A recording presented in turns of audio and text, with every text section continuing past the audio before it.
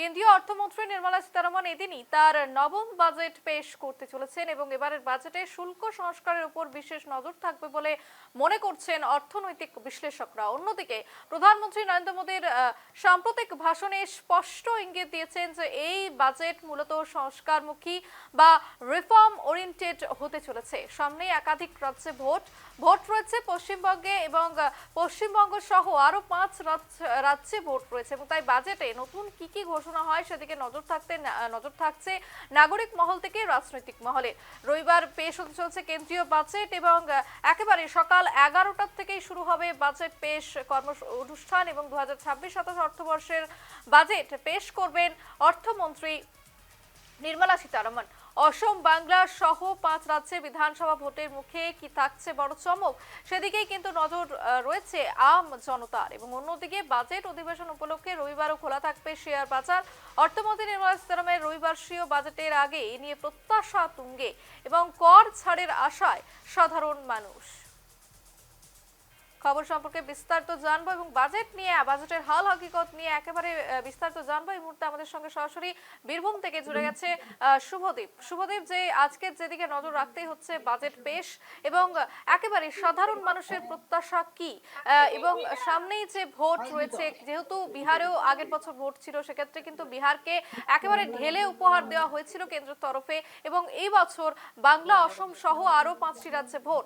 তাহলে কি প্রত্যাশা সাধারণ মানুষের? একদমই রূপালী, তুমি যেমনটা বললে যে গত বছর কিন্তু বিহারে ভোট ছিল, সেই সময় বাজেটে কিন্তু বিহারের উপর বিশেষ নজর দেওয়া হয়েছিল। আর বাংলার ক্ষেত্রে কিন্তু রাজ্য সরকার বারবার বলে আসে যে কেন্দ্র সরকার কিন্তু বঞ্চনা করছে। আজকে সেই বাজেট পেশ এবং বাজেট পেশে সাধারণ মানুষের জন্য বিশেষ করে ভোটমুখী বাংলায় কি থাকতে পারে সেই দিকে কিন্তু তাকিয়ে রয়েছে আপামর কিন্তু মানুষ, এবং মানুষের প্রত্যাশাও রয়েছে। যেভাবে মূল্য বৃদ্ধি হয়েছে তাতে কিন্তু অনেকটাই ক্ষুব্ধ সাধারণ মানুষ। তাই তাদের স্বস্তির জন্য কি ব্যবস্থা করা হবে সেটাই কিন্তু একদমই প্রাথমিকভাবে চাইছেন সাধারণ মানুষরা। আমরা একটু কথা বলার চেষ্টা করব। দাদা, আজকে তো বাজেট পেশ হচ্ছে, সেক্ষেত্রে আপনাদের কি প্রত্যাশা থাকবে? আমাদের প্রত্যাশা হচ্ছে যে প্রথম হচ্ছে যে আমরা চাকরিজীবী, আমাদের ইনকাম ট্যাক্সে গতবারে যা ছাড় দিয়েছে তার থেকে আমরা আরো বেশি প্রত্যাশা করছি। সাধারণ জিনিসপত্রের দাম, মানে সবাই তো চাকরি করে না বা ব্যবসা করে না, সাধারণ মানুষের জন্য যে মূল্য বৃদ্ধি হয়েছে সেটা যেন একটু কম হয়, সেটা আমাদের একটা আশার জিনিস, মানে আমরা আশা করছি আর কি। সামগ্রিকভাবে পশ্চিমবঙ্গ বরাবরই বঞ্চিত কেন্দ্র সরকারের কাছ থেকে। যখনই আমরা দেখে এসেছি, আমাদের এই 45 বছর বয়স পর্যন্ত দেখে এসেছি যে পশ্চিমবঙ্গে যে রাজনৈতিক দল থাকে সবসময় সেন্ট্রালে তার বিরোধী। অতএব পশ্চিমবঙ্গ বরাবর মনে হয় বঞ্চিত হয়েছে। তাই আমরা চাইবো যে এটা যেন না হয়। পশ্চিমবঙ্গে আমাদের ভারতবর্ষের যে যুক্তরাষ্ট্রীয় কাঠামো, সেই কাঠামোতে পশ্চিমবঙ্গ যেন কোনো রকম ভাবে কোনো দিক থেকে বঞ্চিত না হয়, তাতে সেটা রেল হোক বা অন্যান্য বড় বড় যে মেগা প্রকল্পগুলো সেগুলো হোক। ইন্ডাস্ট্রিয়ালাইজেশন একদম পুরোপুরি বন্ধ হয়ে আছে প্রায় সেন্ট্রালের তরফ থেকে। সেই বিধান রায়ের আমলে আমরা যেটুকু দুর্গাপুর পেয়েছি, তারপরে সেরকম বড় কোনো ইন্ডাস্ট্রি আমাদের পশ্চিমবঙ্গে হয়নি। আমরা চাইবো যে পশ্চিমবঙ্গে এমন কিছু হোক যে এখানে লাখ লাখ মানুষের যেন কর্মসংস্থান হয় এবং আমাদের শিল্পের অগ্রগতি কৃষির সঙ্গে সঙ্গে যেন ধারাবাহিকভাবে বাড়তে থাকে।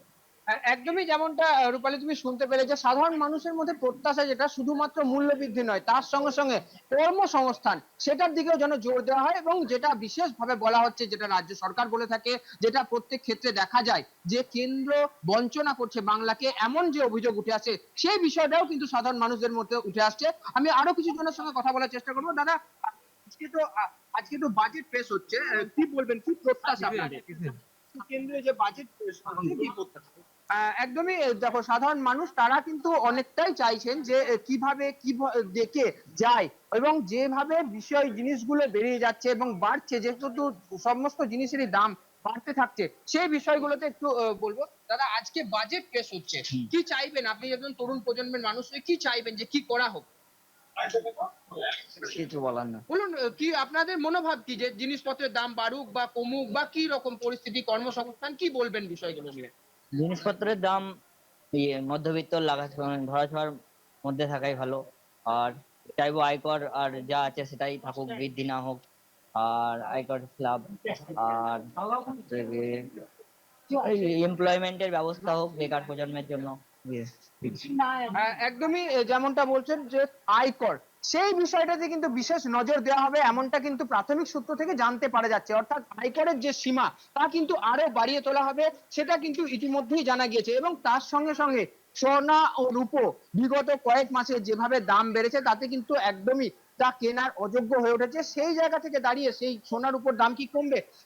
আজকে তো বাজেট পেশ হচ্ছে, কি প্রত্যাশা আপনাদের, কি বলবেন, কি করা উচিত? জিনিসপত্রের দাম কমানোর জন্য আমরা এ করব, আবার কি বলবো বল। এছাড়াও কি মনে হয় যে কি করলে আরো অর্থনৈতিকভাবে উন্নত হবে ভারত? শিক্ষা দীক্ষার ব্যাপারগুলো রয়েছে, চাকরি বাকরি এসব রয়েছে। চাকরি তো নেই, হ্যাঁ, এই তো আর মানুষ, সাধারণ মানুষের চাহিদা তো, যারা হয়তো লেখাপড়া শিখেছে তাদের চাকরি। একদমই সাধারণ মানুষের মধ্যে কিন্তু মিশ্র প্রতিক্রিয়া রয়েছে বাজেট ঘিরে। যেমন একদিকে তারা যে মূল্য বৃদ্ধি সেই বিষয়টাতে যাতে লাগাম দিতে পারে কেন্দ্র সরকার, এবং তার সঙ্গে সঙ্গে বিশেষভাবে আগামীতে ভোট রয়েছে, তার আগে কর্মসংস্থানের দিকেও জোর দেওয়া উচিত পশ্চিমবঙ্গে, এমনটাই কিন্তু মানছেন সাধারণ মানুষ।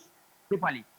একেবারেই শুভদীপ, তুমি যেমনটা তুলে ধরলো, অন্যদিকে আরো একটি বিষয় যেটা বলতেই হয় যে 2026-এ কিন্তু 8th পে কমিশন বসতে চলেছে এবং সেক্ষেত্রে গতবারের যে বাজেট ছিল সেই বাজেটে কিন্তু করমুক্ত 12 লক্ষ যারা ইনকাম করেন সেই তাদের কিন্তু কর মুক্ত করা হয়েছিল এবং যে 8th পে কমিশন বসবে তারপর স্বাভাবিকভাবেই সকলেরই বেতন বৃদ্ধি পাবে এবং সেই বেতনের পর আরো কি কর বাড়তে চলেছে, এটা নিয়েও কিন্তু একাধিক প্রশ্ন উঠছে। কি বলবে বিষয়টি নিয়ে?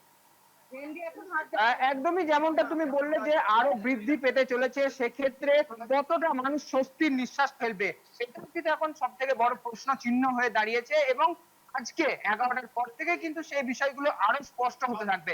কিভাবে জনমুখী এবং জনমোহিনী বাজেট করতে পারবেন অর্থমন্ত্রী, সেই দিকে তাকিয়ে একদম সারা ভারতবর্ষ, আর বিশেষভাবে পশ্চিমবঙ্গের মানুষ কিন্তু চাইছেন যে আগামীতে আরো উন্নত পরিষেবা এবং আরো উন্নত পরিকাঠামো তৈরি করা হোক। এবং সেক্ষেত্রে কি কি বিষয়গুলো পশ্চিমবঙ্গের ক্ষেত্রে জোর দেওয়া হবে, কি কি নতুন নতুন যে কর্মসংস্থানের পাশাপাশি যে প্রকল্প সেগুলো কতটা জোর দেওয়া হবে, এবং পশ্চিমবঙ্গের ক্ষেত্রে বিশেষ কি কি সুবিধা দেওয়া হবে সেগুলো কিন্তু একদমই দেখার বিষয়। এবং তার সঙ্গে সঙ্গে বলা যেতে পারে যে এই বাজেট পেশ হওয়ার পরেই কিন্তু আগামীতে যে নির্বাচন রয়েছে করবে, অর্থাৎ বলা যেতে পারে ইতিমধ্যেই যেটা দেখা গিয়েছে কেন্দ্র সরকারের বিরোধী রাজ্য সরকারের তৃণমূল এবং তার সঙ্গে সঙ্গে অন্যান্য যে বিরোধী দলগুলি, তারা কিন্তু ইতিমধ্যেই তাদের যে বিরোধী মনোভাব বা তাদের যে বিরোধিতার স্বর সেগুলো কিন্তু তারা ইতিমধ্যেই সামনে এনেছে। এবং এই বাজেট পেশ করার পরে তা আগামী নির্বাচনকে কেন্দ্র করে